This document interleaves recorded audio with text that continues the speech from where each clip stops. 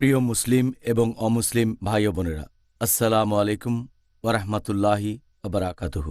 আমাদের স্রষ্টা আল্লাহ তাআলার দয়া, শান্তি ও রহমত আপনাদের সবার উপরে বর্ষিত হোক। আমাদের অনুষ্ঠানে স্বাগতম। Ramzan a date with doctor Zakir. আমি আপনাদের হোস্ট ইউসুফ চেম্বার্স। আর আজকে আমাদের আলোচনার টপিক ইত্তেকাফ। আসসালামু আলাইকুম রহমতুল্লাহি ওবারাকাতুহু ডক্টর জাকির। ওয়ালাইকুম আসসালাম রহমতুল্লাহি ওয়া বারাকাতুহু। তাহলে ডক্টর জাকির, আমরা অনুষ্ঠান করছি ২০ দিনেরও বেশি সময়, আলহামদুলিল্লাহ। অনেক বিষয় আলোচনা করেছি, তবে রমজান মাসে মুসলিমদের ইবাদতের কাজগুলোর মধ্যে যেগুলোর ব্যাপারে মানুষের মনে সবচেয়ে বেশি ভুল ধারণা আছে তার মধ্যে একটা হলো এতেকাফ। প্রথমে আপনি কি এটার সংজ্ঞা বলবেন? এতেকাফ এছাড়াও আপনি কি আমাদের মুসলিম ভাই বোনদের উদ্দেশ্যে এটা বলবেন যে তাদের জন্য এতেকাফ পালন করা উচিত কিনা, আর সব মুসলিমদের জন্য এতেকাফ করা এটা কি ফরজ? আলহামদুলিল্লাহ ওয়াসসালাতু ওয়াসসালাম আলা রাসূলিল্লাহ ওয়া আলা আলিহি ওয়া সাহবিহি আজমাইন, আম্মা বাদ। আউযু বিল্লাহি মিনাশ শাইতানির রাজীম। বিসমিল্লাহির রহমানির রহিম। রব্বি ইশরাহ লি সাদরি ওয়া ইয়াসসির লি আমরি ওয়াহলুল উকদাতাম মিন লিসানি ইয়াফকাহু কাওলি। এই ইতিকাফ শব্দটার মূল যে আরবি শব্দ সেটা হচ্ছে আকাফা, যার মানে লেগে থাকা, ঝুলে থাকা, আটকে থাকা। এর মানে রাখা। এর আরেকটা মানে একটা জিনিসকে আরও একটার সাথে যুক্ত করা, যেটা হতে পারে ভালো অথবা খারাপ। আর পবিত্র কোরআনে বলা হয়েছে সূরা আম্বিয়া অধ্যায় নম্বর ২১ আয়াত নম্বর ৫২, সেখানে ইব্রাহিম আলাইহিস সালাম তিনি তার বাবাকে বলছেন আর তার সম্প্রদায়কে বললেন যে তোমরা যেসব মূর্তির পূজা করো, সে সময় তারা বিভিন্ন রকম মূর্তি পূজা করত। তিনি বললেন যে মূর্তির পূজা করো, এখানে আরবি শব্দটা আকিফুন, যে মূর্তির সাথে তোমরা লেগে থাকো, যার সাথে আটকে থাকো। এখানে শব্দটা ব্যবহার করা হয়েছে একটা নেগেটিভ জিনিস বোঝাতে। এছাড়াও অনেক আয়াতে এটা পজিটিভ জিনিস বোঝাচ্ছে। সূরা বাকারা অধ্যায় ২ আয়াত ১২৫, সূরা বাকারা অধ্যায় ২ আয়াত ১৮৭। লিসানুল আরব অনুযায়ী এই ইতিকাফ শব্দটার মানে সম্পূর্ণভাবে একজনকে কোনো কিছুর সাথে যুক্ত করা। এর মানে যখন কেউ মসজিদে থাকা শুরু করে আর আল্লাহর ইবাদত করে, ইসলামিক শরিয়া অনুযায়ী ইতিকাফ শব্দের মানে মসজিদে যুক্ত আর প্রত্যাবর্তন করা, মসজিদে অবস্থান করা। এটা করা আল্লাহ সুবহানাহু ওয়া তাআলার কাছাকাছি যাওয়ার আশায় এবং তার পুরস্কারের আশায়। এখন যদি এই ইতিকাফ সম্পর্কে বলতে হয় যে এটা বাধ্যতামূলক নাকি সুন্নত, ইতিকাফ আসলে একটা সুন্নত, এটা বাধ্যতামূলক না। শুধুমাত্র বিশেষ কিছু ক্ষেত্রে বাধ্যতামূলক হবে যদি কেউ আল্লাহ সুবহানাহু ওয়া তাআলার কাছে মানত করে যে সে ইতিকাফ করবে, যদি তার এই ইচ্ছাটা পূরণ হয়। যেমন ধরেন কেউ হয়তো বলল যে আমি ইতিকাফ করব ২ দিন যদি আমার অসুস্থ আত্মীয় সুস্থ হয়, অথবা আমি ইতিকাফ করব ৩ দিন যদি আমি পরীক্ষা পাশ করতে পারি। এভাবে যদি কেউ আল্লাহ তাআলার কাছে মানত করে যে তার ইচ্ছা পূরণ হলে ইতিকাফ করবে, তখন ইতিকাফ বাধ্যতামূলক। সে আল্লাহর কাছে মানত করেছে, তার পূরণ করতে হবে। এটা বাদে এমনিতে ইতিকাফ সুন্নত, তবে এটা হচ্ছে সুন্নতে মুআক্কাদা, মানে খুবই গুরুত্বপূর্ণ সুন্নত। আর একটা হাদিস এটা আছে সহিহ বুখারীতে, খণ্ড নম্বর ৮, বুক অব ওথস অ্যান্ড ভাউজ, হাদিস নাম্বার ৬৬৯৬। আল্লাহ সুবহানাহু ওয়া তাআলার রাসূল বলেছেন যে যদি কেউ প্রতিজ্ঞা করে যে আল্লাহ তাআলাকে সে মান্য করবে, তাহলে সেটা মেনে চলবে। আর যদি কেউ প্রতিজ্ঞা করে যে আল্লাহ তাআলাকে অমান্য করবে, তখন সেটা মেনে চলবে না। আরও একটা হাদিস হযরত ওমর রাদিয়াল্লাহু আনহু, এটা আছে সহিহ বুখারীতে, খণ্ড নম্বর ৮, বুক অব ওথস অ্যান্ড ভাউজ, হাদিস নম্বর ৬৬৯৭।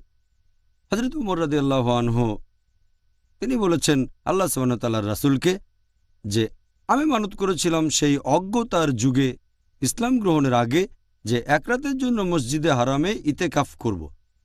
নবী তখন বললেন মানত পূরণ করো, কারণ মানতটা ছিল ভালো, আল্লাহ তাআলাকে মেনে চলা। নবী বললেন পূরণ করো। এছাড়াও পবিত্র কোরআনে অনেক আয়াতে ইতিকাফের কথা বলা হয়েছে। পবিত্র কোরআনে সূরা বাকারা অধ্যায় নম্বর ২ আয়াত ১২৫, আল্লাহ বলছেন ইব্রাহিম আলাইহিস সালাম আর ইসমাইল আলাইহিস সালামকে যে হে ইব্রাহিম এবং ইসমাইল, ওনারা শান্তিতে থাকুন, আল্লাহর জন্য তোমরা কাবা ঘরকে পবিত্র রাখো, যেটা আল্লাহ সুবহানাহু ওয়া তাআলার ঘর। কারণ মানুষ কাবার চারপাশে প্রদক্ষিণ করে আর সেখানে থাকে, তারা ইতিকাফ করে, মসজিদে প্রত্যাবর্তন করে। আর বিশ্বাসীদের অনেকে আল্লাহ তাআলার ইবাদত করতে গিয়ে রুকু করে এবং সিজদায় যায়। এখানে ইতিকাফ বা প্রত্যাবর্তন শব্দটা আছে। এরপর আরও আছে সূরা বাকারা অধ্যায় 2 আয়াত 187, তখন তোমরা স্ত্রীর সঙ্গত হইও না যখন মসজিদে প্রত্যাবর্তন করবে, যখন মসজিদে ইতিকাফ করবে। আর ইতিকাফ প্রসঙ্গে অনেক হাদিস আছে, যেমন সহিহ বুখারী খণ্ড নম্বর 3 বুক অফ ইতিকাফ হাদিস নাম্বার 2026। হযরত আয়েশা রাদিয়াল্লাহু আনহা, আমাদের নবীর স্ত্রী, তিনি বলেছেন যে নবী রমজান মাসের শেষ 10 দিন মসজিদে গিয়ে ইতিকাফ করতেন। নবী মারা যাওয়ার পরে নবীর স্ত্রীগণও এভাবে ইতিকাফ করতেন। তাহলে ইতিকাফ শুধু মানত করলে বাধ্যতামূলক, এমনিতে সাধারণভাবে এটা সুন্নাত, তবে খুবই গুরুত্বপূর্ণ সুন্নাত। আপনি কি আমাদের বলবেন যে ইত্তেকাফ করার প্রধান উদ্দেশ্য বা লক্ষ্যটা কি? প্রধান উদ্দেশ্য, প্রধান লক্ষ্য ইতিকাফের হচ্ছে লাইলাতুল কদরকে খোঁজা। আর একটা হাদিস, এটা আছে সহিহ মুসলিমে খণ্ড নম্বর 2 বুক অব ফাস্টিং হাদিস নাম্বার 2627। এখানে বলা হয়েছে নবী মুহাম্মদ সাল্লাল্লাহু আলাইহি সাল্লাম ইতিকাফ করলেন রমজান মাসের প্রথম 10 দিন। তারপর বলা হয়েছে যে নবী ইতিকাফ করলেন রমজানের মাঝের 10টা দিন। ছিলেন একটা টার্কিশ তাঁবুতে, সেখানে একটা মাদুর ঝুলছিল। এরপর নবী সেই তাঁবুর ভেতর থেকে মুখ বের করলেন আর তিনি বললেন যে আমি সবেমাত্র জানতে পারলাম ফেরেশতার মাধ্যমে সেই মহান রাত মানে লাইলাতুল কদর পড়বে রমজান মাসের শেষ 10 দিনে। তাই যারা আমার সাথে ইতিকাফ কন্টিনিউ করতে চায় তারা করতে পারে। এই হাদিসের ভিত্তিতে আমরা জানতে পারি যে ইতিকাফ করার প্রধান উদ্দেশ্য হচ্ছে লাইলাতুল কদরকে খোঁজা। আর এ ব্যাপারে গত এপিসোডে বলেছি, আল্লাহ পবিত্র কোরআনে বলেছেন, এটা সূরা কদর অধ্যায় নম্বর 97 আয়াত নম্বর 3, লাইলাতুল কদর খায়রুম মিন আলফি শাহর, যার মানে এই লাইলাতুল কদর এটা 1000 মাসের চেয়েও উত্তম। তার মানে এর মহত্ব, ক্ষমতা 1000 মাসের চেয়েও অনেক বেশি। আর যদি ইবাদত করেন লাইলাতুল কদরের রাতে, এটা 1000 মাস ধরে আল্লাহর ইবাদত করার চেয়েও অনেক ভালো। এটাকে 12 দিয়ে ভাগ করেন, সেটা হবে 83 বছরেরও বেশি। তার মানে যদি একটা রাতে লাইলাতুল কদরে আল্লাহর ইবাদত করেন, তাহলে সেটা 83 বছরের ইবাদতের চেয়েও অনেক ভালো হবে। আর এই সময়টা মানুষের গড়পড়তায়ও চেয়েও বেশি। তাহলে প্রধান উদ্দেশ্য হচ্ছে লাইলাতুল কদরকে খোঁজা। এছাড়াও আমি একটা হাদিসের কথা বলেছি, এটা সহিহ মুসলিম। আর বুঝতে পারছেন যে নবী মুহাম্মদ সাল্লাল্লাহু আলাইহি সাল্লাম যেহেতু তিনি লাইলাতুল কদরকে খুঁজতেন, সেজন্য ইতিকাফ করেছেন সারা মাস, প্রথম 10 দিন, মাঝের 10 দিন, শেষের 10 দিন। তারপর তিনি জানতে বললেন ফেরেশতার মাধ্যমে যে লাইলাতুল কদর পড়বে রমজানের শেষ 10 দিনে। এছাড়াও আমরা জানতে পারি যে সাহাবীগণ নবীকে অনুসরণ করতেন এই পবিত্র রমজানের শুরু থেকে একেবারে শেষ পর্যন্ত। ওনারা নবী মুহাম্মদ সাল্লাল্লাহু আলাইহি ওয়াসাল্লামের প্রতি এতটাই অনুগত ছিলেন। আর এছাড়াও আরেকটা হাদিস আছে সহিহ মুসলিমে খণ্ড নম্বর 2 বুক অব ফাস্টিং হাদিস নাম্বার 2625। নবী মুহাম্মদ সাল্লাল্লাহু আলাইহি ওয়াসাল্লাম সাহাবীগণকে বললেন, তোমরা যারা আমার সাথে ইতিকাফ কন্টিনিউ করতে চাও তারা করতে পারো, এটাকে বাধ্যতামূলক করেননি। যারা ইতিকাফ করতে চায় তারা তাদের জায়গায় বসে করতে পারে, এমন না যে নবীর সাথে থাকতে হবে। এখানে আমরা সাহাবীগণের প্রতি নবীর সহানুভূতি দেখতে পাই। তাহলে প্রধান উদ্দেশ্য লাইলাতুল কদরকে খোঁজা। এছাড়াও আরও বেশ কয়েকটা উদ্দেশ্য আছে। 1 নাম্বার, লাইলাতুল কদর খোঁজার পাশাপাশি সেটা হচ্ছে আরও বেশি আল্লাহ তাআলার কাছাকাছি আসা আর অন্য মানুষ থেকে নিজেকে বিচ্ছিন্ন রাখা। 2 নাম্বার হচ্ছে নিজের আধ্যাত্মিকতাকে উদ্দীপিত করা এবং আধ্যাত্মিকভাবে আল্লাহ সুবহানাহু ওয়া তাআলার কাছাকাছি আসা। 3 নাম্বার, যখন অন্য মানুষ থেকে নিজেকে বিচ্ছিন্ন করবেন আর জাগতিক কাজ থেকে, এতে করে আপনি সুযোগ পাবেন বেশি করে আল্লাহ সুবহানাহু ওয়া তাআলার ইবাদত করা। নফল নামাজ পড়বেন, আল্লাহ সুবহানাহু ওয়া তাআলার কাছে দোয়া করবেন, তার কাছে ক্ষমা চাইবেন, জিকির করবেন। এতে করে আপনার তাকওয়া অনেক বেড়ে যাবে। এছাড়াও ইতিকাফ করলে আরও ভালোভাবে রোজা রাখতে পারবেন। যখন আমরা রোজা থাকি তখন হয়তো সব সুন্নত পালন করি না, সম্ভাবনা থাকে বিচ্যুত হয়ে পড়ার, বিভিন্ন আকাঙ্ক্ষা আসবে।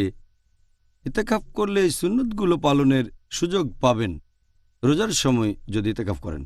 আর সবশেষে যখন ইতেকাফ করবেন তখন জাগতিক আনন্দ ত্যাগ করছেন যেগুলো অন্য সময় উপভোগ করতেন। রমজানের সময় আপনার এই কাজগুলো করার অনুমতি আছে, কিন্তু ইতেকাফের সময় সেই কাজ থেকে নিজেকে বিরত রাখলেন শুধুমাত্র আল্লাহ সুবহানাহু ওয়া তাআলার জন্য। আচ্ছা, এই সুন্দর উত্তরের জন্য আপনাকে অনেক ধন্যবাদ। এবারের প্রশ্ন ইতেকাফ করার একটা শর্ত নিয়ে। যে ব্যক্তি ইতেকাফ করছে তার কি মসজিদের সীমানা ছেড়ে বাইরে যাওয়ার অনুমতি আছে? সাধারণত ইতেকাফের সময় মসজিদ ছেড়ে যাওয়া উচিত না। মসজিদ ছেড়ে গেলে ইতেকাফের একটা মূলনীতি ভাঙছেন, ইতেকাফ তাহলে বাতিল হয়ে যাবে।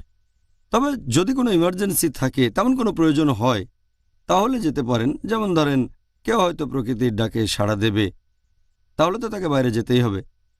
অথবা সে লোক যদি অজু করতে চায়, অথবা যদি সে গোসল করে পরিষ্কার হতে চায়, অথবা তার জন্য মসজিদে খাবার আনার মতো যদি কেউ না থাকে, তাহলে বাইরে গিয়ে খাওয়া দাওয়া করার জন্য অনুমতি আছে। তাহলে যদি এমন প্রয়োজন না দেখা দেয়, আর সহিহ বুখারীতে এটা উল্লেখ করা হয়েছে, খণ্ড নম্বর 3, বুক অব ইতেকাফ, হাদিস নম্বর 2029, হযরত আয়েশা রাদিয়াল্লাহু আনহা তিনি বলেছেন যে নবী ইতেকাফের সময় খুব প্রয়োজন না হলে কখনোই ঘরে ঢুকতেন না। তাহলে প্রয়োজন হলে অনুমতি আছে, তা না হলে সাধারণ পরিস্থিতিতে মসজিদ ছেড়ে যাওয়া উচিত না। আর যদি সেরকম প্রয়োজনে বাইরে যান তাহলে যত তাড়াতাড়ি সম্ভব মসজিদে ফিরে আসবেন। তবে এখনকার দিনে আলহামদুলিল্লাহ অনেক মসজিদে, বেশিরভাগ মসজিদের সাথেই টয়লেট আছে, তারপর সেখানে বাথরুমও পাবেন। মসজিদের ভেতরে অজুও করতে পারবেন, তাই মসজিদের বাইরে যাওয়ার খুব একটা প্রয়োজন নেই। আর ধরেন এছাড়াও নবীর স্ত্রী হযরত আয়েশা রাদিয়াল্লাহু আনহা তিনি বলেছেন, এটার উল্লেখ আছে সুনান আবু দাউদ, খণ্ড নম্বর 2, বুক অব ফাস্টিং, হাদিস নাম্বার 2467, যে লোক ইতেকাফ করবে, এটা ইতেকাফের সুন্নত, সে কোনো রোগীকে দেখতে যেতে পারবে না, অথবা কোনো জানাজায় যাবে না, অথবা স্ত্রীকে আলিঙ্গন করবে না, অথবা স্ত্রী সহবাস করবে না। আর খুব বেশি প্রয়োজন না হলে মসজিদ থেকে বের হবে না। এখান থেকে আমরা জানতে পারছি যে ইতেকাফ করার সময় এটা নবীর সুন্নত না যে আপনি কোনো রোগীকে দেখতে যাবেন, অথবা আত্মীয়ের বাসায় যাবেন, বা পরিবারের কাজে বাইরে কোথাও যাবেন টাকা উপার্জন করার জন্য, অথবা কোনো জানাজায়। তাই খুব প্রয়োজন না হলে মসজিদ ছেড়ে আপনি যেতে পারবেন না। আচ্ছা, আমরা তাহলে ইতেকাফ করার প্রধান একটা শর্তের ব্যাপারে বিস্তারিত জানলাম। এখন আপনি কি আমাদের বলবেন যে কোন কাজগুলি করলে ইতেকাফ বাতিল হয়ে যায়, কোন কাজগুলি করার অনুমতি নেই ইতেকাফের সময়? যেসব কারণে ইতেকাফ বাতিল হয়ে যেতে পারে, 1 নম্বর উপযুক্ত কোনো কারণ ছাড়া মসজিদ থেকে বের হওয়া। একটু আগে এই ব্যাপারে বললাম, যদি সেরকম কোনো প্রয়োজন থাকে, হয়তো প্রকৃতির ডাকে সাড়া দিতে যাবেন, অথবা হয়তো অজু করবেন, অথবা হয়তো আপনি গোসল করবেন, অথবা খাবার আনার মতো কেউ না থাকলে বাইরে গিয়ে খাবার আনবেন, এ ধরনের পরিস্থিতিতে আপনি মসজিদ থেকে বের হতে পারেন। তবে উপযুক্ত কোনো কারণ ছাড়া মসজিদ থেকে বের হতে পারবেন না। আমি আগে বলেছি যে এখনকার দিনে আলহামদুলিল্লাহ, যেহেতু এখনকার দিনের বেশিরভাগ মসজিদেই টয়লেট আছে, বাথরুম আছে, তাই এখন এসব কাজের জন্য আর মসজিদের বাইরে যেতে হবে না। তাহলে 1 নম্বর, যদি কেউ উপযুক্ত কারণ ছাড়া মসজিদ থেকে বের হয়ে যায় তাহলে ভেঙে যাবে ইতেকাফ। 2 নম্বর, যদি কেউ তার স্ত্রীর সাথে সহবাস করে, আল্লাহ পবিত্র কোরআনে বলেছেন সূরা বাকারা অধ্যায় নম্বর 2, আয়াত নম্বর 187, যে তোমরা তোমাদের স্ত্রীর সাথে সঙ্গত হও না যখন মসজিদে সংযুক্ত থাকবে। ইতেকাফের সময় তোমরা স্ত্রী সহবাস করো না। তাহলে বিশেষজ্ঞগণ এ ব্যাপারে একমত, যদি স্ত্রী সহবাস করে থাকেন ইতেকাফ তাহলে বাতিল হয়ে যাবে। তবে স্ত্রী আপনাকে টাচ করলো সাধারণভাবে, হয়তো আপনাকে খাবার দিতে সে টাচ করলো, এতে কোনো সমস্যা নেই। তবে এখানেও স্ত্রী যদি আবেগ নিয়ে স্পর্শ করে, অথবা আপনি আবেগে স্পর্শ করলেন, আলিঙ্গন করলেন বা চুমু দিলেন, বিশেষজ্ঞগণ সবাই একমত যে এটা হচ্ছে মাকরু, না করলে ভালো। কিছু বিশেষজ্ঞগণ বলেন ইতেকাফ ভেঙে যাবে, ইতেকাফ বাতিল হয়ে যাবে। তাহলে বিশেষজ্ঞগণের মধ্যে মতভেদ আছে। আমি আলিঙ্গন করছি অথবা স্ত্রীকে চুমু দিচ্ছি, এতে কি আসলে ইতেকাফ ভেঙে যাবে? কারণ পবিত্র কোরআনে সূরা বাকারা অধ্যায় 2 আয়াত 187, এখানে শব্দটা মুবাশশারা, যে তোমাদের স্ত্রীর সাথে সঙ্গত হও না। এখানে শব্দটার মানে হবে আসলে শুধুমাত্র যৌন মিলন। যে বিশেষজ্ঞগণ বলেন এতে ইতিকাফ বাতিল হয়ে যায় না, তারা শব্দটার মানে করেছেন শুধুমাত্র যৌন মিলন। তবে আবেগ দিয়ে স্পর্শ, চুমু বা আলিঙ্গন এগুলো মাকরু, না করলে ভালো, এতে ইতিকাফ বাতিল হয়ে যায় না। যারা শব্দটার মানে করেছেন সামগ্রিকভাবে, তারা বলছেন স্ত্রী সহবাসের পাশাপাশি স্ত্রীকে আলিঙ্গন করলে অথবা স্পর্শ করলে ইতিকাফ বাতিল হয়ে যাবে। আল্লাহ মালুম, আল্লাহ ভালো জানেন। 3 নম্বর যে কারণে ইতিকাফ বাতিল হয়ে যায় সেটা হচ্ছে রজস্রাব আর সন্তান প্রসবের পর যখন রক্তপাত হয়। 4 নম্বর যে কারণে ইতিকাফ বাতিল হয়ে যায় সেটা বড় ধরনের কোনো গুনাহ করা। 5 নম্বর অস্বাভাবিকতা, এটা হতে পারে পাগলামি থেকে, অথবা কোনো ড্রাগস বা মেডিসিনের কারণে, অথবা হতে পারে অ্যালকোহলের কারণে, হতে পারে মদের কারণে, অথবা মাদকদ্রব্য। কারণ আমরা ইবাদত করব স্বাভাবিক অবস্থায়। ইবাদত করব তখন যখন সুস্থ স্বাভাবিক থাকব। অস্বাভাবিক অবস্থায় পালন করলে সেই ইবাদতটা বাতিল হয়ে যাবে। ইতিকাফ বাতিল হওয়ার শেষ যে কারণ সেটা যদি শিরক করেন। আল্লাহ পবিত্র কোরআনে বলেছেন সূরা জুমার অধ্যায় নম্বর 39 আয়াত নম্বর 65 যে তোমার প্রতি এবং তোমাদের পূর্ববর্তীদের প্রতিও এটা অবতীর্ণ হয়েছে যে তোমরা যদি আল্লাহ ব্যতীত অন্য কোনো শরীক স্ত্রী করো তাহলে তোমাদের সব কাজই নিষ্ফল হয়ে যাবে, কোনো লাভ হবে না। আর তারপর পরকালে বা আখিরাতে তোমরা অবশ্যই ক্ষতিগ্রস্ত হবে। সেজন্য যদি কোনো লোক শিরক করে, আল্লাহ সুবহানাহু ওয়া তাআলাকে বাদ দিয়ে অন্য কারো ইবাদত করে, তখন তার ইতিকাফ বাতিল হয়ে যাবে। তাহলে এই 6টা কারণে ইতিকাফ বাতিল হয়ে যাবে।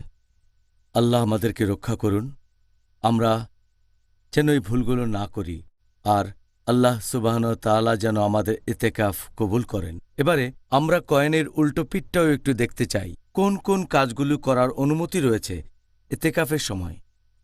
ইতিকাফের সময় যে কাজগুলোর অনুমতি আছে, যদি প্রয়োজন হয় তাহলে আপনি মসজিদের বাইরে যেতে পারেন, এ কথা আগে বলেছি, টয়লেট করার জন্য, অথবা হয়তো অজু বা গোসলের জন্য, অথবা যদি খাবার না থাকে ইত্যাদি। এ ব্যাপারে আয়েশা রাদিয়াল্লাহু আনহার বলা একটা হাদিস, এটা আছে সহিহ বুখারীতে খণ্ড নম্বর 3 বুক অফ ইতিকাফ, হাদিস নম্বর 2029, যে নবী ইতিকাফ করার সময় কখনোই ঘরে ঢুকতেন না যদি না তেমন কোনো প্রয়োজন হতো। ইতিকাফের সময় অন্য যে কাজগুলোর অনুমতি আছে, যে আপনি খাওয়া দাওয়া করতে পারবেন, ঘুমাতে পারবেন মসজিদের ভেতরে, মসজিদে খেতে পারবেন, ঘুমাতে পারবেন, তবে এই সময় সাবধান যাতে সেই মসজিদের পরিচ্ছন্নতা পবিত্রতা বজায় থাকে, কারণ এটা ইবাদতের জায়গা। এ সময় আপনি চুল আঁচড়াতে পারেন, চুলে তেলও দিতে পারেন, শরীর থেকে অনাকাঙ্ক্ষিত চুল ফেলে দিতে পারেন, হাতের নখ কাটতে পারেন, তারপর অজু করতে পারেন, গোসল করতে পারেন, হাত পা ধুতে পারেন, নতুন পোশাক পরতে পারেন, সুগন্ধি মাখতে পারেন, এগুলোর অনুমতি আছে। একটা হাদিসের উল্লেখ আছে সহিহ বুখারীতে খণ্ড নম্বর 3 বুক অফ ইতিকাফ, হাদিস নাম্বার 2028, যে হযরত আয়েশা রাদিয়াল্লাহু আনহা বলেছেন যে ইতিকাফ করা অবস্থায় নবী মসজিদ থেকে তার মাথা বাসার দিকে এগিয়ে দিলেন। যদিও বিবি আয়েশার তখন রজস্রাব চলছিল, তিনি তার মাথা আঁচড়ে দিলেন, চুলে তেল দিয়ে দিলেন। সহিহ বুখারীতে এরপরের হাদিসটা বলছে 3 নম্বর খণ্ড বুক অফ ইতিকাফ, হাদিস নম্বর 2029, হযরত আয়েশা রাদিয়াল্লাহু আনহা বলেছেন যে ইতিকাফ করার সময় নবী মসজিদ থেকে মাথা বের করে বাসার দিকে এগিয়ে দিতেন। বিবি আয়েশা চুল আঁচড়ে তেল দিয়ে দিতেন। খুব বেশি প্রয়োজন না হলে নবী বাসার ভেতরে ঢুকতেন না। তাহলে বুঝতে পারছেন, চুল আঁচড়ানো যাবে, তেল দেওয়া যাবে, এরকম যে কাজগুলোর কথা বলেছি। এছাড়াও আপনি চাইলে মসজিদের ভেতরে বা পেছনে একটা তাঁবু টাঙিয়ে রাখতে পারেন। এই হাদিসটা আছে সহিহ বুখারীতে খণ্ড নম্বর 3 বুক অফ ইতিকাফ, হাদিস নম্বর 2034, হযরত আয়েশা রাদিয়াল্লাহু আনহা বলেছেন যে আমাদের নবী রমজানের শেষ 10 দিন ইতিকাফ করতেন। তিনি নবীর জন্য তাঁবু বানিয়ে দিতেন, আর ফজরের নামাজ পড়ার পরে নবী ইতিকাফ করা জায়গাটাতে এসে তাঁবুর ভেতরে ঢুকতেন। আরেকটা হাদিস আছে সহিহ মুসলিম খণ্ড নম্বর 2 বুক অফ ফাস্টিং, হাদিস নাম্বার 2641, নবী রমজান মাসের শেষ 10 দিন ইতিকাফ করতেন, আর ফজরের নামাজ পড়ার পর ইতেকাফের জায়গাতে এসে একটা তাঁবু খাটানোর নির্দেশ দিতেন, তারপর তাঁবুতে ঢুকতেন। তিনি সেখানে ইতেকাফ করতেন। এছাড়াও আপনি ইতেকাফের সময় আপনার স্ত্রী এসে কথা বলতে পারে, স্ত্রীর সাথে কথা বলার অনুমতি আছে, স্ত্রী মসজিদে ঢুকতে পারে। আর এই হাদিসটা আছে সহিহ বুখারীতে, খণ্ড নাম্বার 3, বুক অফ ইতেকাফ, হাদিস নাম্বার 2035, যে সাফিয়া রাদিয়াল্লাহু আনহা, তিনি ছিলেন নবীর স্ত্রী। নবী একবার ইতেকাফ করছেন, তিনি মসজিদে ঢুকলেন এবং নবীর সাথে কথা বললেন। কিছুক্ষণ পরে যখন চলে যাবেন, নবী তাকে মসজিদের দরজা পর্যন্ত এগিয়ে দিতে এলেন, উম্মে সালমার দরজা। আর তখন কিছু লোক মসজিদের ভেতরে ঢুকল, তারা নবীকে সালাম দিল। নবী তখন বললেন, তোমরা চলে যেও না, এ আমার স্ত্রী সাফিয়া বিনতে হুয়াই। তখন লোকগুলো বলল, সুবহানাল্লাহ ওয়া রাসূলুল্লাহ, তার মানে এ কথা ভাবলেন কিভাবে? তারা একটু দুঃখ পেল যে নবী কেন ভাবলেন তারা অন্যভাবে নিচ্ছে। তখন নবী উত্তর দিলেন যে শয়তান মানুষের কাছে এসে তার শরীরে রক্তের মতো যে কোনো অংশে চলে যেতে পারে, যাতে তোমাদের মাথায় কোনো খারাপ চিন্তা না আসে, সেজন্য তোমাদের আমি এ কথাটা বললাম। এখান থেকেই আমরা জানতে পারি যে অনেকের মনে হয়তো সন্দেহ আছে, তবে নবী এটা করেছেন আলহামদুলিল্লাহ। তাহলে যে ইতিকাফ করছে তার স্ত্রী মসজিদে ঢুকতে পারে। এছাড়া একটা হাদিস আছে সহিহ বুখারীতে, খণ্ড নাম্বার 3, বুক অফ ইতিকাফ, হাদিস নাম্বার 2037, যে হযরত আয়েশা রাদিয়াল্লাহু আনহা বলেছেন যে নবী সাল্লাল্লাহু আলাইহি সাল্লামের একজন স্ত্রী নবীর সাথে ইতিকাফ করেছিলেন।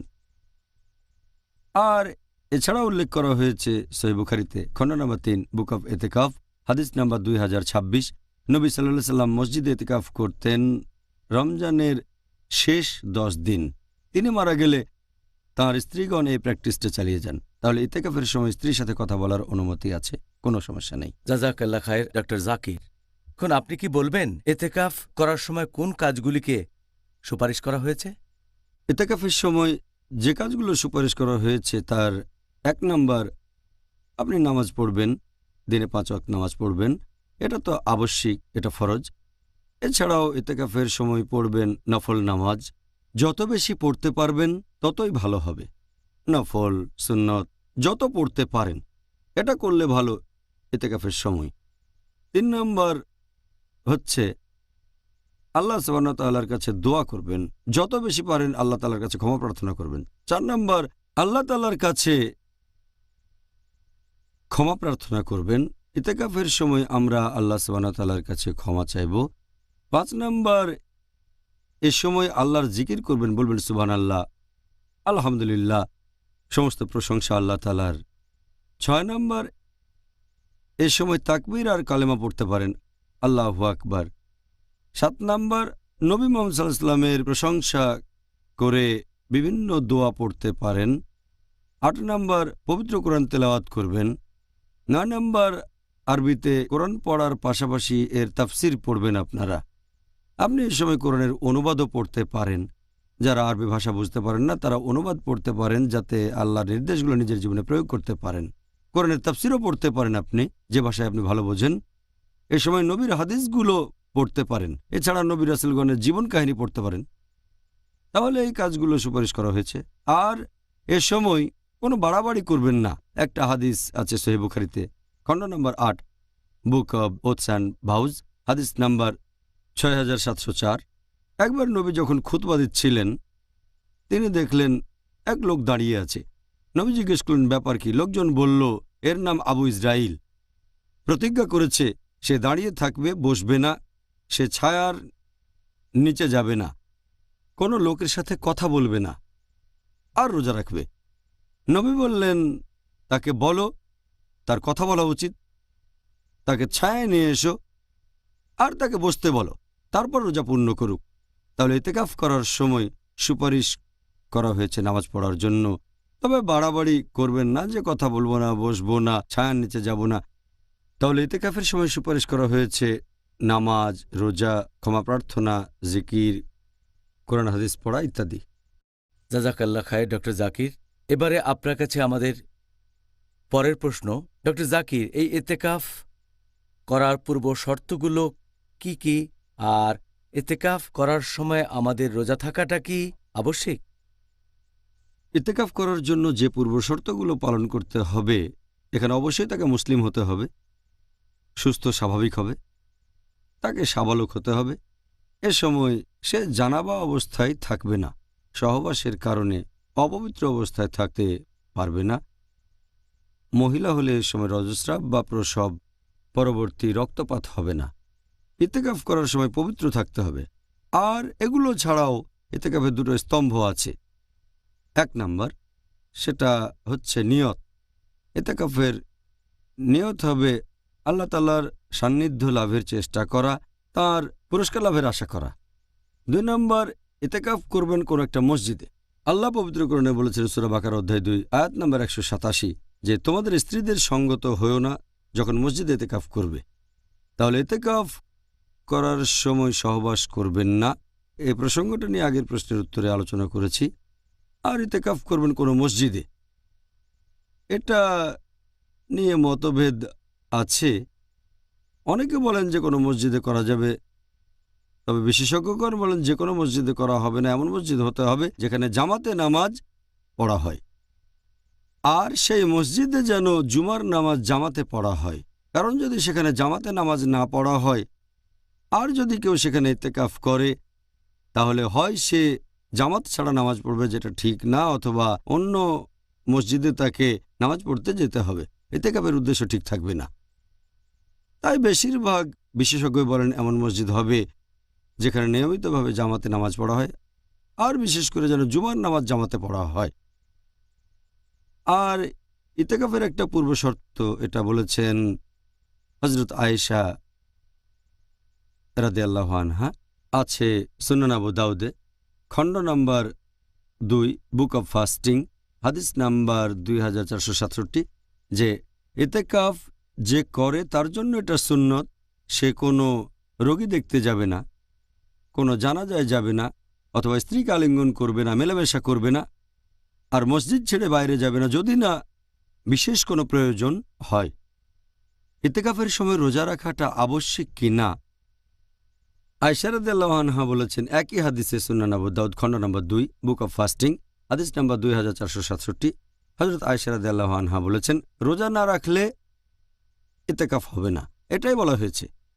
তবে সহিহ বুখারীর একটা হাদিস খণ্ড নম্বর 8 book of oaths and vows হাদিস নাম্বার 6697, এটা আগেও বলেছি যে হযরত উমর রাদিয়াল্লাহু আনহু নবীকে বললেন যে তিনি অজ্ঞতার যুগে ইয়ামাল জাহেলিয়ায় ইসলাম গ্রহণ করার আগে প্রতিজ্ঞা করেছিলেন মসজিদুল হারামে একদিন ইতেকাফ করবেন।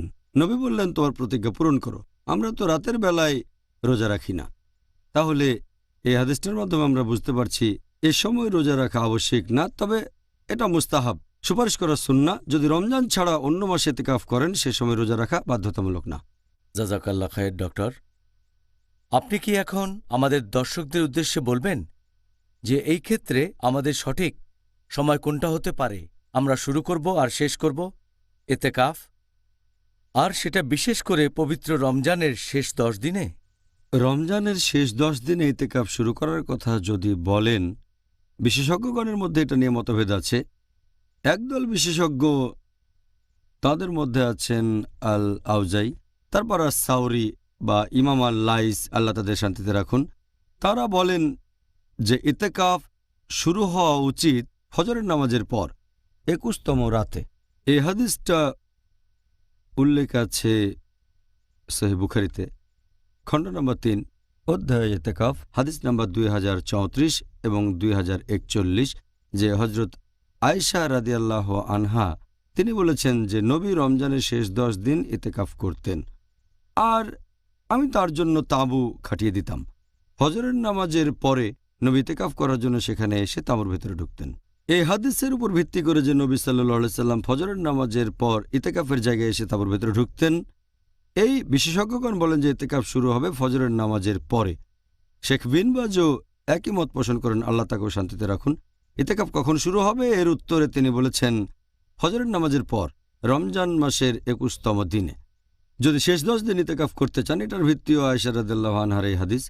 তবে বেশিরভাগ বিশেষজ্ঞ, অন্যান্য বিশেষজ্ঞগণ, এদের মধ্যে 4 জন ইমামও আছেন, ইমাম আবু হানিফা, ইমাম মালিক, ইমাম শাফি, ইমাম আহমদ ইবনে হাম্বল, আর বেশিরভাগ বিশেষজ্ঞই বলেন যদি আপনি রমজানের শেষ 10 দিন ইতেকাফ করতে চান, ইতেকাফ শুরু করবেন সূর্য ডুবে যাওয়ার আগে। এটা করবেন 21তম রাতে, কারণ দিন শুরু হয় সূর্যাস্ত দিয়ে। তাহলে যদি শেষ 10 দিন ইতেকাফ করতে চান, শুরু করবেন সূর্য ডোবার আগে। আর তারা বলেন ইতেকাফ করার প্রধান উদ্দেশ্যটা বা লক্ষ্যটা হচ্ছে পবিত্র লাইলাতুল কদরকে খোঁজা। আর লাইলাতুল কদর হবে রাতের বেলায়। তাহলে যদি শেষ 10 রাত ইতেকাফ করেন, তার মধ্যে 21তম রাতটাও পড়বে। যেহেতু নবী বলেছেন, আর এ সম্পর্কে আমি আগেও বলেছি, তোমরা লাইলাতুল কদরকে খুঁজবে রমজান মাসের শেষ 10টা বেজোড় রাতে।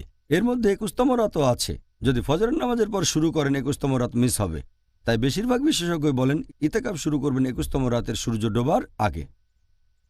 আর হযরত আয়েশা রাদিয়াল্লাহু আনহা যে বর্ণনা দিয়েছেন সহিহ বুখারী খণ্ড নাম্বার 3 বুক অফ ইতেকাফ হাদিস নাম্বার 2034 ও হাদিস নাম্বার 2041, যে নবী মুহাম্মদ সাল্লাল্লাহু আলাইহি সাল্লাম রমজান মাসে শেষ 10 দিন ইতেকাফ করতেন। আমি তার জন্য তাঁবু খাটিয়ে দিতাম। নবী ফজরের নামাজ পড়তেন আর ফজরের নামাজ শেষে ইতেকাফের জায়গাতে আসতেন।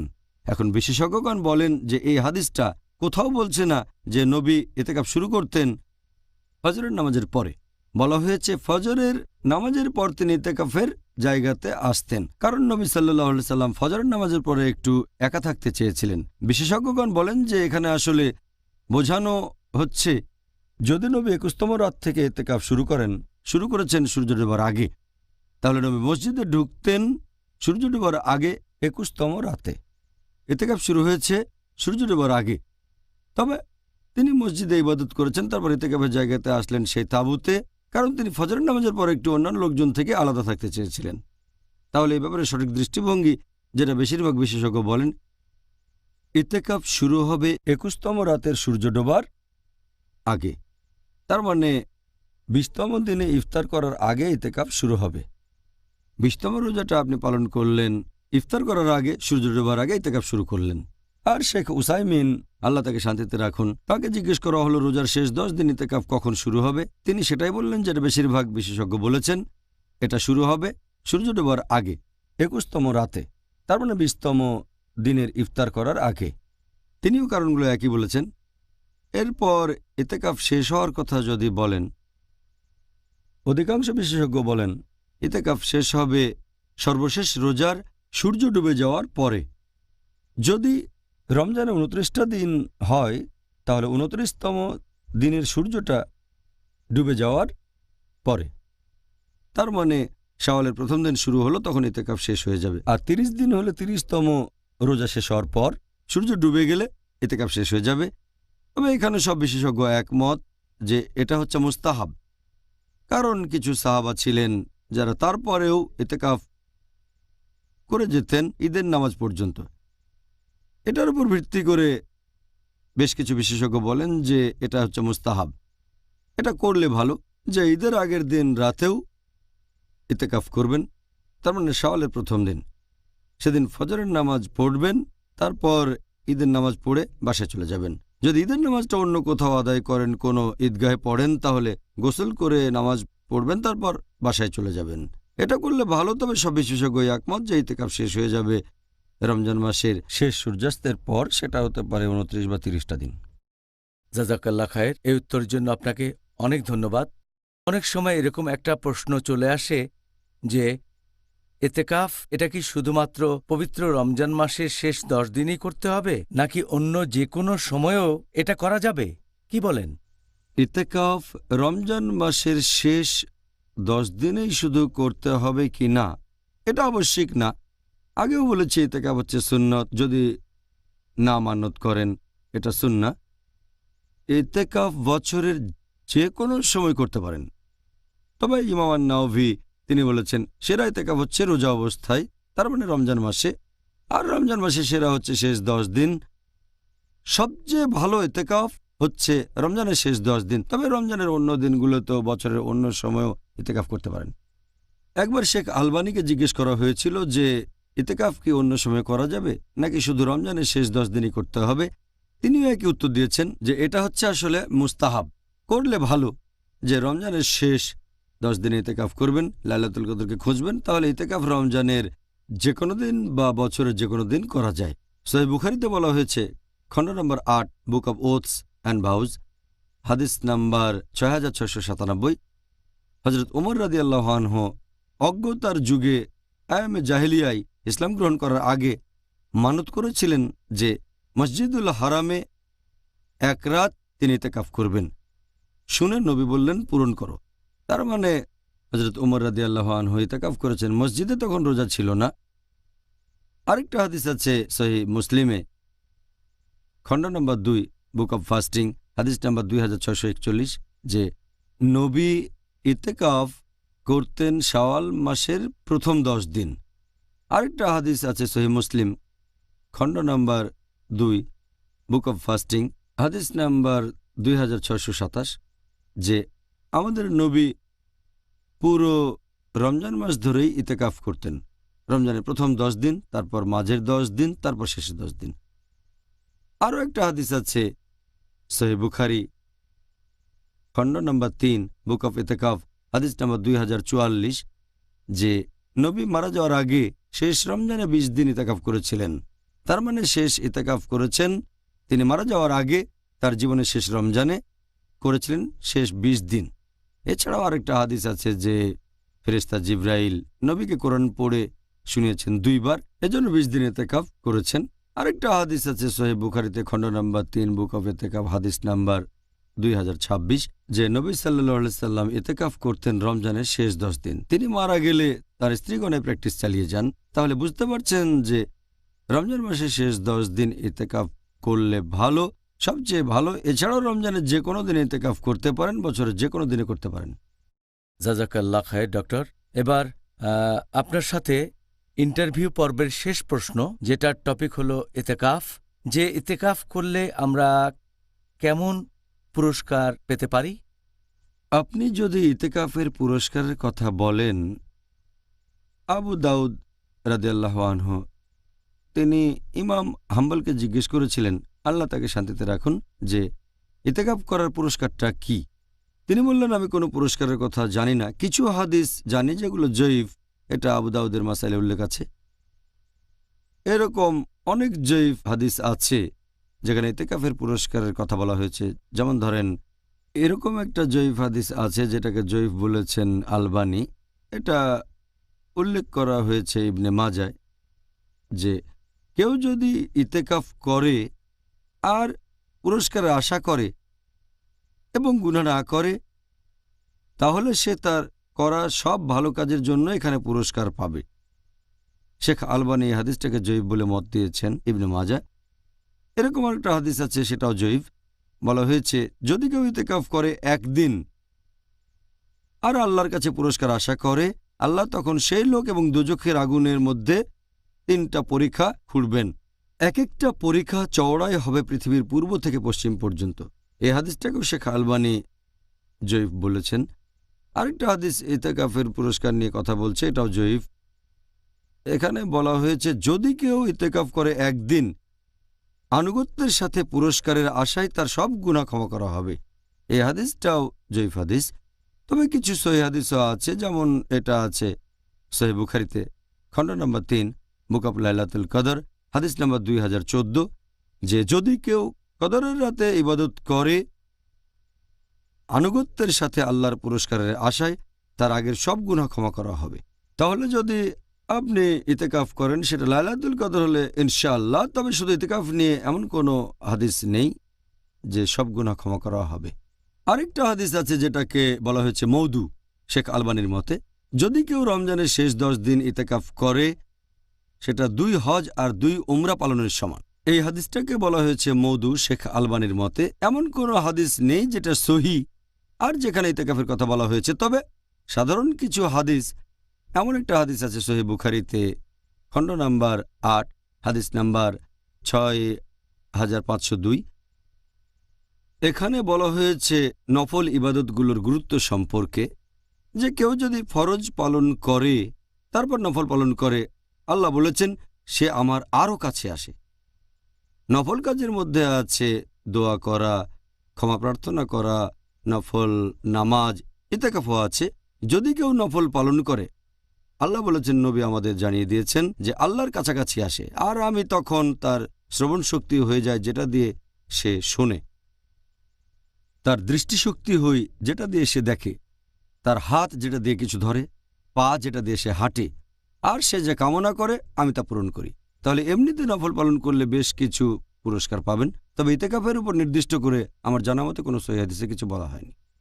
ভালো। আল্লাহ সুবহানাহু ওয়া তাআলা যেন আমাদের সবাইকে উৎসাহিত করেন, সবাইকে সুযোগ দেন যেন আমরা রমজান মাসের শেষ 10 দিনে ইনশাআল্লাহ। ইতেকাফ করতে পারি ইনশাআল্লাহ। আল্লাহ তাআলা যেন আমাদেরকে রমজানের শেষ 10 দিন ইতেকাফ করার মাধ্যমে এর উপকারগুলো অর্জনের একটা সুযোগ দেন। ডক্টর জাকির, অনুষ্ঠানের এই পর্যায়ে আমরা ইন্টারভিউ পর্বটা শেষ করেছি। এবারে আমরা আলোচনা করব আমাদের দর্শকদের পাঠানো প্রশ্নগুলো নিয়ে। আর এই ব্যাপারটা আপনিও জানেন, সত্যি বলতে আমার চাইতেও আরও ভালো জানবেন। আপনার কাছে দর্শকরা হাজার হাজার চিঠি পাঠিয়েছে, আর দুর্ভাগ্যজনকভাবে এই সবগুলো প্রশ্নের উত্তর দেওয়া আমাদের পক্ষে ঠিক সম্ভব নয়। তবে আমরা এর মধ্য থেকে অনেক প্রশ্ন নিয়ে আলোচনা করব যেগুলো আমাদের কাছে গুরুত্বপূর্ণ বলে মনে হয়েছে দর্শকদের কাছ থেকে যে প্রশ্নগুলো পেয়েছি। তাহলে ডক্টর, এখন আমরা এই টপিকের উপর দর্শকদের পাঠানো প্রশ্নগুলো নিয়ে আলোচনা করব। তাহলে পরের প্রশ্ন, আমরা মুসলিমরা কি একটা ছোট্ট বা অল্প সময়ের জন্য ইত্তেকাফ করতে পারি? ইতিকাফের সময়সীমার ব্যাপারে কোনো ধরাবাঁধা নিয়ম নেই। ইতিকাফ পালন করতে পারেন কম সময় বা বেশি সময় ধরে, কোনো সমস্যা নেই। বেশিরভাগ বিশেষজ্ঞ বলেন ইতিকাফ অল্প সময় হতে পারে, মাত্র 1 ঘন্টা। আর ইবনে আজম রাদিয়াল্লাহু আনহু বলেছেন যে ইতিকাফ 1 ঘন্টার জন্যও হতে পারে। তবে কিছু বিশেষজ্ঞ বলেন ইতিকাফ করতে হবে কমপক্ষে 1 দিন বা কয়েকদিন। তারা বলেন 1 ঘন্টা খুব কম সময়ে একটা দিন পূর্ণ হচ্ছে না। তবে বেশিরভাগ বিশেষজ্ঞ বলেন ইতিকাফ অল্প সময়ের জন্য করা যায়, কয়েক ঘন্টা, 1 দিন, কয়েকদিন, 1 সপ্তাহ, 10 দিন, 1 মাস, সে লোকের উপর নির্ভর করবে। ইতিকাফের সময়সীমার কোনো নির্দিষ্ট নিয়ম নেই। জাযাকাল্লাহ খায়ের ডক্টর। পরের প্রশ্ন, মহিলাদের ক্ষেত্রে কি বাড়িতে ইতেকাফ করার অনুমতি আছে? ইতিকাফ প্রসঙ্গে পবিত্র কোরআনের একটা আয়াত, সূরা বাকারা অধ্যায় 2 আয়াত 187 বলা হয়েছে, তোমরা তোমাদের স্ত্রীদের সাথে সঙ্গত হও না যখন তোমরা মসজিদে ইতিকাফরত অবস্থায় থাকবে। যেহেতু পবিত্র কোরআনে বলা হয়েছে মসজিদের কথা, তাই পুরুষদের জন্য নিয়ম হচ্ছে মসজিদ ইতিকাফ করতে হবে সেখানেই, আর মহিলাদের ক্ষেত্রে এই নিয়মটা একই রকম। তবে কিছু বিশেষজ্ঞ বলেন যে ইতিকাফ বাসায় করা যাবে। মহিলারা যেখানে ইবাদত করে, একটা হাদিস এরকম বলছে যে ভেতরের ঘরে নামাজ পড়ার চেয়ে বাইরের ঘরে নামাজ পড়া বেশি ভালো, তার চেয়ে উঠোনে ভালো, তার চেয়ে মসজিদে ভালো। তবে তার মানে এই না মসজিদ এর মানে যেখানে সিজদা দেন। মসজিদ শব্দটার অর্থ যেখানে সিজদা দেন। তবে পবিত্র কোরআন যখন মসজিদের কথা বলছে, সূরা বাকারা অধ্যায় 2 আয়াত 187, এখানে মসজিদের কথাই বোঝানো হচ্ছে, সিজদার জায়গা না। কারণ ভেতরের ঘরে আমরা জামা কাপড় বদলাই, তারপর সহবাস পরবর্তী জানাবা অবস্থায় থাকি। তাই মহিলাদের ইতিকাফের ব্যাপারে বিশেষজ্ঞগণ বলেন যে তারা ইতিকাফ করতে চাইলে মসজিদে করবে। এই কথাটা অনেক হাদিসেও আছে, যেমন একটা সহিহ হাদিস, সহিহ বুখারী খণ্ড নাম্বার 3, বুক অফ ইতিকাফ, হাদিস নাম্বার 2026, হযরত আয়েশা রাদিয়াল্লাহু আনহা বলেছেন, নবী রমজান মাসের শেষ 10 দিন ইতিকাফ করতেন। তিনি মারা গেলে তার স্ত্রীগণ এই প্র্যাকটিস চালিয়ে যান। নবীর স্ত্রীগণ ইতিকাফ করেছেন মসজিদে, এমন কোনো এভিডেন্স নেই যে তারা বাড়িতে ইতিকাফ করেছেন। আচ্ছা, ভালো, এটা জেনে খুব ভালো লাগলো। এবারে পরের প্রশ্ন করেছেন আমাদের একজন দর্শক যে কেউ যদি ইতিকাফ ভেঙে ফেলে, এজন্য কি তাকে কাফফারা দিতে হবে? ইতিকাফ ভেঙে ফেলার কাফারা দেওয়ার কথা যদি বলেন, যেহেতু এটা ঐচ্ছিক ইবাদত, আপনি যদি ইতিকাফ ভেঙে ফেলেন এখানে কাফারা দিতে হবে না। ভালো হয় যদি পারেন পরে ইতিকাফ করবেন। যদি কেউ আবশ্যিক ইতিকাফ পালন করে, যদি সে মানত করে ইতিকাফ করবে 2 দিন, যদি পরীক্ষায় পাশ করে, তারপর যদি সেটা ভেঙে ফেলে তাহলে অন্য সময়ে পূরণ করতে হবে, কারণ সে প্রতিজ্ঞা করেছে, এটা ফরজ ইতিকাফ। আর ঐচ্ছিক ইতিকাফের কথা বললে কাফারা আবশ্যিক না, তবে যদি ঐচ্ছিক ইতিকাফ ভাঙেন পরে করতে পারলে ভালো, কিন্তু এটা আবশ্যিক না। আচ্ছা, পরের প্রশ্ন, ডক্টর জাকির, স্ত্রী ইতিকাফ করলে তার স্বামীর কি সেখানে বাধা দেওয়ার অধিকার আছে? ইতিকাফ একটা ঐচ্ছিক ইবাদত, আর ইতিকাফ করতে গেলে একজন মহিলাকে মসজিদে যেতে হবে। সেজন্য সেই মহিলার স্বামী কিছুটা অসুবিধায় পড়তে পারে। তাই কোনো মহিলা ইতেকাফ করতে চাইলে স্বামীর অনুমতি নেওয়াটা উচিত, কারণ স্বামীর কিছু অসুবিধা হতে পারে। আর স্বামী যদি অনুমতি দেয়, সে চাইলে স্ত্রীকে ডেকে আনতে পারে যদি প্রয়োজন হয়। যদি না সেই মহিলা আবশ্যিক ইতেকাফ করে, যেটা মানত করেছে, এই ইতেকাফ শুরুর পরে স্বামী ডাকলে ইতেকাফ চালিয়ে যাবে, কারণ এটা ফরজ। এটা বাদে ঐচ্ছিক ইতেকাফ হলে স্ত্রী স্বামীর কাছ থেকে অনুমতি নেবে, আর স্বামীর প্রয়োজন হলে স্ত্রীকে ডেকে আনতে পারবে। আচ্ছা, এবারে আমি আপনাকে এই অনুষ্ঠানের শেষ প্রশ্নটা করব ডক্টর জাকির। আমরা কি কাউকে কিছু শেখাতে পারবো অথবা লেকচার দিতে পারবো যখন আমরা করছি এতেকাফ? আমি আগেও বলেছি যে ইতেকাফের সময় সুপারিশ করা কাজগুলো হচ্ছে নামাজ পড়া, নফল নামাজ পড়া, দোয়া করা, ক্ষমা প্রার্থনা করা, তারপর জিকির করা, পবিত্র কোরআন পড়া। তাহলে এই কাজগুলোই করা উচিত। তবে কেউ যদি কিছু শিখতে চায়, বিশেষ করে ইসলাম ধর্মের ব্যাপারে, তখন শেখালে কোনো সমস্যা নেই। অথবা একটা লেকচার দিলেন আপনি, অথবা কাউকে কিছু শেখালেন ইসলাম ধর্মের বিভিন্ন নিয়ম কানুন, এর অনুমতি আছে, কারণ আপনি শেখাচ্ছেন কিভাবে আল্লাহ তাআলার কাছাকাছি যাওয়া যায়। জাযাকাল্লাহ খায়ের ডক্টর জাকির। আমরা আজকের অনুষ্ঠানের শেষ পর্যায়ে চলে এসেছি। আপনাকে অনেক ধন্যবাদ। আল্লাহ তাআলা যেন পুরস্কৃত করেন আপনাকে, আমাকে আর আমাদের দর্শকদেরকে ইত্তেকাফ করার উপর এই অনুষ্ঠানটা দেখার জন্য। জাযাকাল্লাহ খায়ের। ভাই ও বোনেরা, আশা করি আপনারা এই অনুষ্ঠানটা যথেষ্ট উপভোগ করেছেন আর উপকৃত হয়েছেন, এবং ডাক্তার জাকির নায়েকের বলা উত্তরগুলো থেকে আপনারা প্রয়োজনীয় শিক্ষা গ্রহণ করবেন আর নিজেদের জীবনে সেগুলো প্রয়োগ করবেন। যার টপিক ছিল ইত্তেকাফ। আগামীকাল আমাদের আলোচনার টপিক রমজান, আত্ম উন্নয়ন ও ইসলাহ দেয়ার মাস। তাহলে আগামীকাল আবার দেখা হবে। আসসালামু আলাইকুম রাহমাতুল্লাহি ওয়া বারাকাতুহু।